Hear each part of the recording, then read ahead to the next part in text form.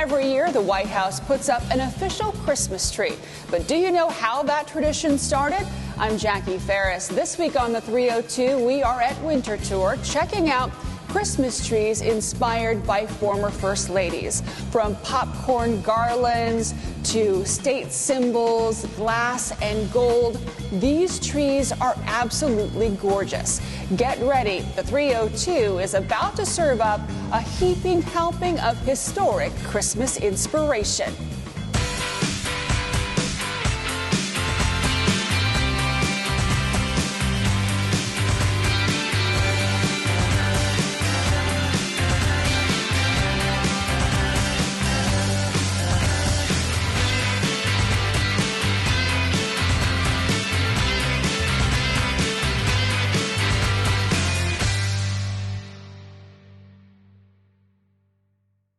It's Yuletide at Winterthur, and that can mean only one thing: gorgeous Christmas trees. But we're going to talk a little bit about Christmas trees inspired of trees made by former First Ladies. And I'm joined now by Reggie Lynch to tell us all about it. Reggie, thank you so much for joining us. Yeah, thanks for having me. So a lot of people don't know how this tradition of First Ladies putting up beautiful Christmas trees started. How did it start? Yeah, so Jackie Kennedy's first Christmas in the White House, she was already involved in this big project to restore the White House to its former historical glory, and our founder, H.F. DuPont, was a big part of that. And so kind of in conjunction with that, she wanted to make sure the White House would really shine at Christmas. So she started the tradition of picking a theme for each Christmas display. Her first theme, her first sort of signature tree was a Nutcracker Christmas.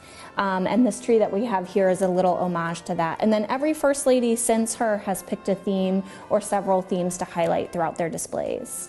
Now, Winterthur is known for gorgeous Christmas trees at Christmas time.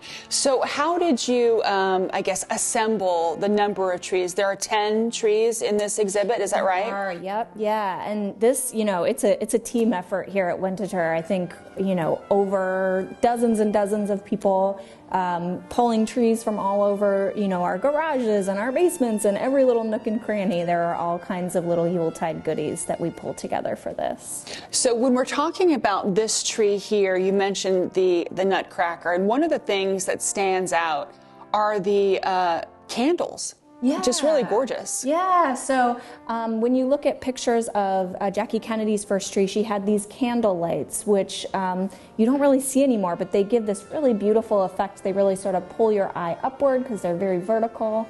And so we added those, as a little homage to Jackie. And there's also an homage to Massachusetts and to sailing. Yep. Can you talk to us a little bit about the nautical elements on the tree? Absolutely. So we have little sailboats spread throughout. We also have a Navy boat in there, of course, alluding to JFK's service in the Navy. Mm-hmm. I can imagine that when she was putting this tree together, it must have really been quite a project in terms of gathering all of the, ornaments and everything. And over the years, the First Ladies have sought out a lot of help to get these materials, right? Yeah, so they've worked with, local social or, American social organizations. They've had, the Needlepoint Stitchers of America come in and help. Some of the trees even had objects from the American Folk Art Museum, which is really neat. These trees really became representations of America and all of the great things here.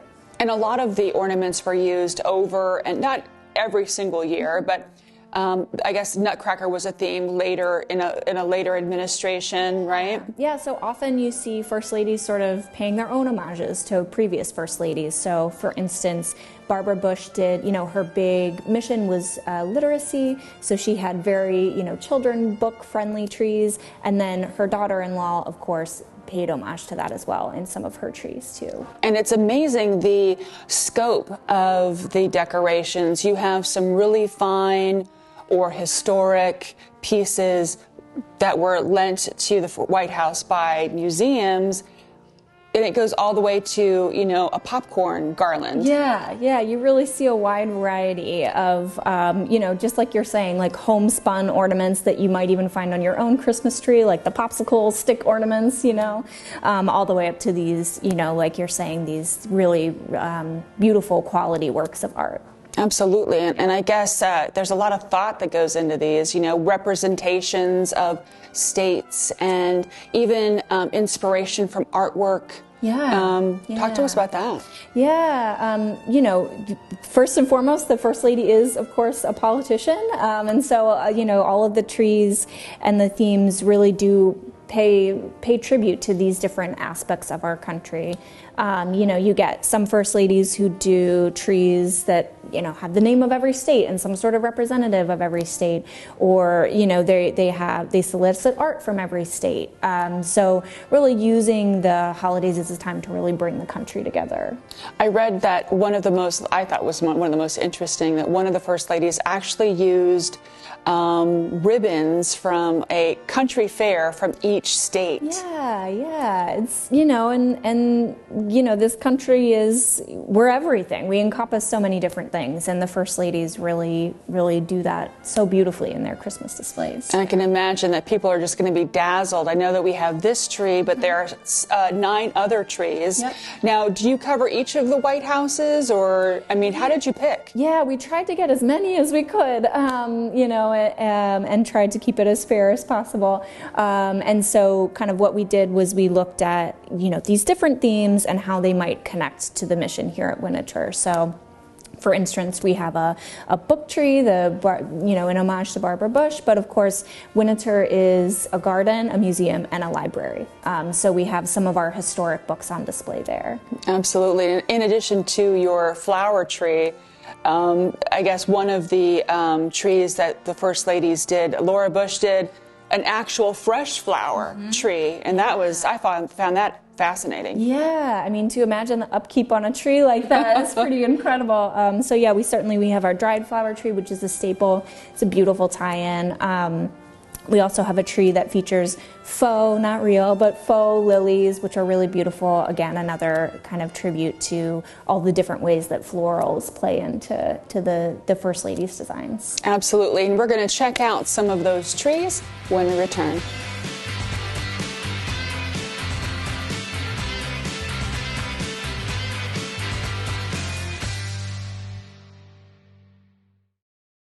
I'm Brenton Grom. I'm the director of the Reed House and Gardens, and we love having the 302 here in the center of history, Old Newcastle. Welcome back. We're at Winterthur talking about Yuletide First Lady Christmas trees, and we're talking about the sounds of the season. I'm joined by Reggie Lynch to tell us more about this particular tree. It's really interesting how music is incorporated so beautifully into this tree. Yeah, so several of the First Ladies, Jill Biden and a few others, they really, they wanted to celebrate music. You know, America has such a beautiful history of music, and so many of their trees really celebrated that. So this is our tribute to that. We have, of course, the ornaments that are sort of music themed, some that sort of look like sheet music almost, topped with a drum and 2 little trumpets. And then we have some real instruments at the base. We have a big collection here at Winterthur of Christmas objects that we can use for displays, and that is, those are some of those. I did try the trombone. It does work.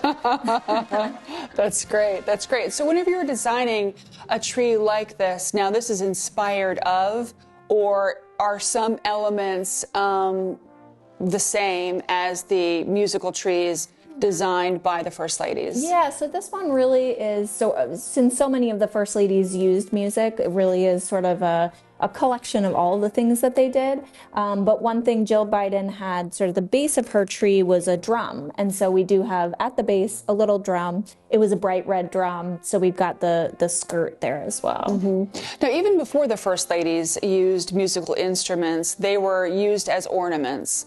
So can you talk to us a little bit about, the history of incorporating music into holiday decoration? Sure. I think it's something that's been done, as long as we've been decorating trees. Music is such an important part of the holiday season. You can, everybody can name their favorite Christmas tune, anybody who celebrates Christmas. And so, historically, people have been integrating music in different ways. I know, like, my mom has a beautiful collection of, fiddles and cellos and things like that we add on our tree.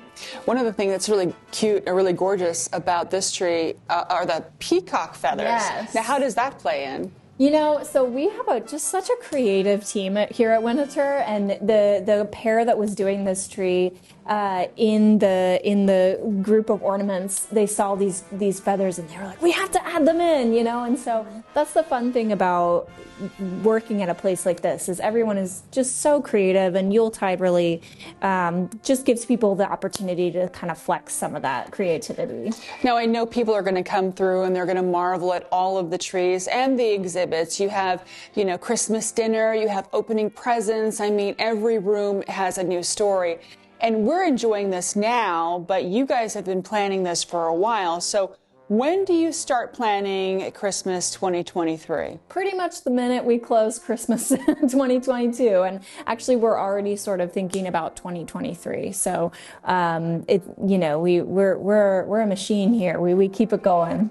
Yeah, but it's got to be difficult to kind of like keep things fresh and say, okay, last year we had this, and so now we're going to put that away, but we're going to bring something that hasn't been brought out in a while. So how do you coordinate, the thousands of Christmas pieces that you have, ornaments, etc., to keep it beautiful? I mean, we've been here several years in a row, and I haven't seen the same Christmas tree. I don't even remember the same Christmas ornament. Yeah. And I'm an ornament person. Yeah.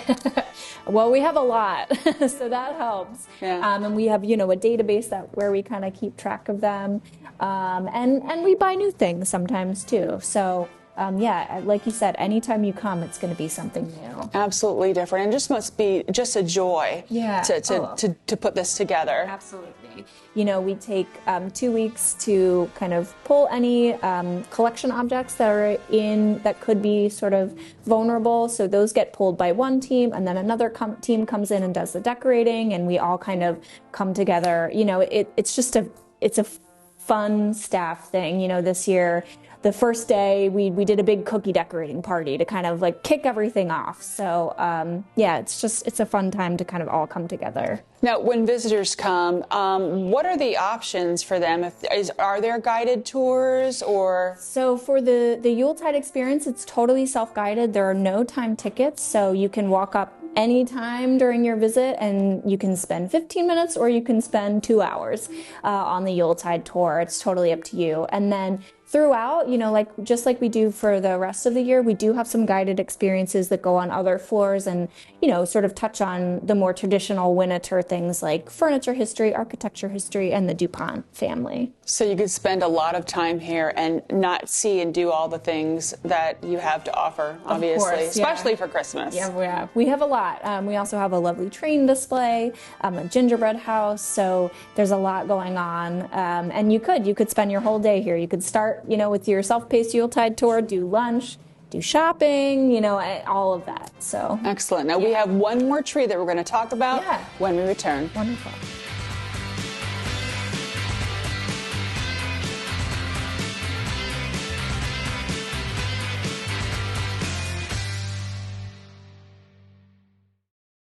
My name is Ryan Grover, and I'm the director of Rockwood Park and Museum. I love the 302 because it makes history come alive.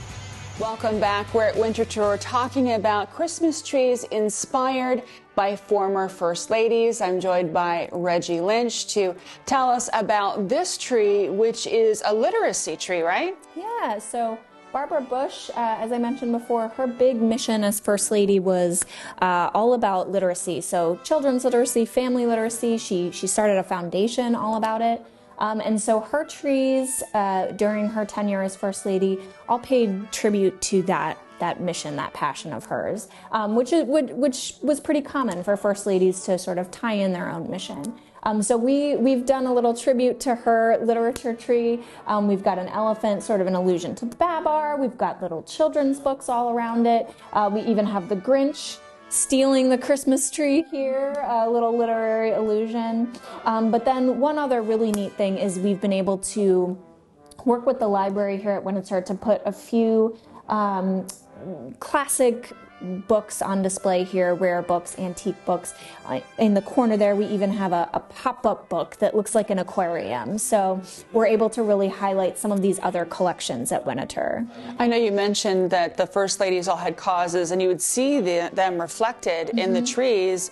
Nancy Reagan actually had teenagers from a drug treatment center make ornaments that were used over and over again. Yeah. So it's just really fascinating how they incorporate that. Yeah, and then, you know, you look at Michelle Obama's trees, all featured military families. So as a tribute to that, one of our trees here at Winterthur actually features ornaments made by children at the Dover Air Force Base. So that's our tribute to Michelle Obama, but also, of course, highlighting that history here in Delaware.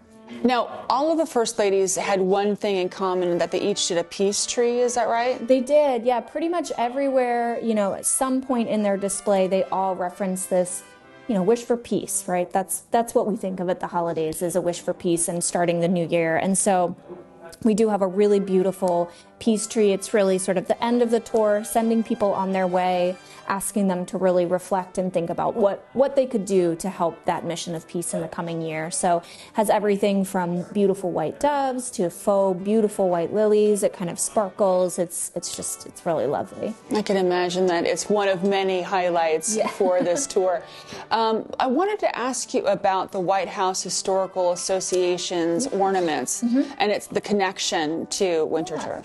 Yeah, so when Jackie Kennedy redesigned the White House, her work there sort of birthed the White House Historical Association. And every year they issue an ornament, every year since 1981, and they have donated the full suite of ornaments to us. And so we have a tree that highlights those, and they're just incredible. Every year they pick a different facet of White House history to highlight. You know, everything from the first helicopter to the first car. They're really beautifully detailed. You know, some people watching at home probably have some of them at home. They're a big collector's item. This year's ornament is the gingerbread house. So every year the First Lady commissions some kind of White House gingerbread house. We have our own tribute to that here at Winterthur this year. And so, yeah, it's a really fun tree to really think about those traditions. And just kind of see how things change throughout the years. Yeah. Excellent. So you mentioned that there's also a needlepoint tree. There is, yes. We had a lovely donor donate all of these beautiful needlework ornaments that she made herself, some even life-size Santas and Christmas trees, and it rotates, which I still don't understand how it's lit and rotates, but it does. It's beautiful. It's just another sort of one of those trees that you just go, how did they do that? Just an example of, you know, the time and the craftsmanship that go into making ornaments. We think of them as, you know, just shiny objects, but to someone, the person who created them, you know, they are indeed works of art. Yeah, which is central to Winterthur. We're a place that celebrates ingenuity and creativity, and, you know, to be able to highlight that in our Christmas show is just, it's just fantastic. Beautiful. And you have a folk art tree. We do, yeah. So folk art, that is an artist who has essentially taught themselves how to paint or whittle or whatever their craft is, and so we have a tree celebrating that.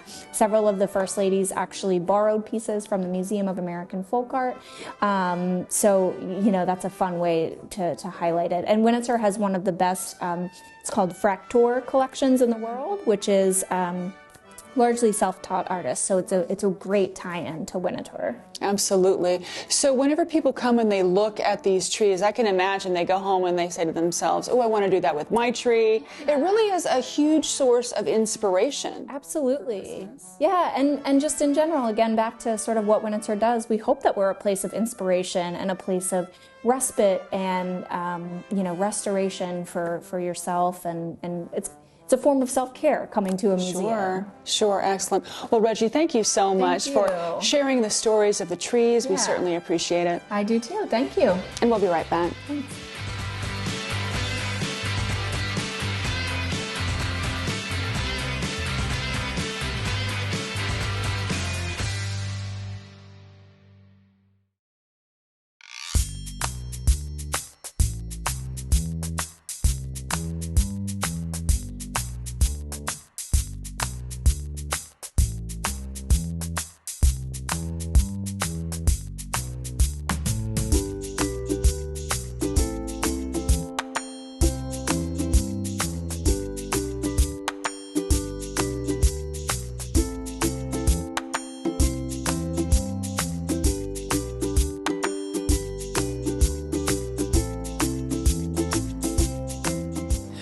information on Yuletide or any of the exhibits at Winterthur, you can visit winterthur.org. That'll do it for this week's episode of the 302. We're going to leave you with some shots of the toy train exhibit. Until next time, I'm Jackie Ferris. Tell them you saw it on the 302.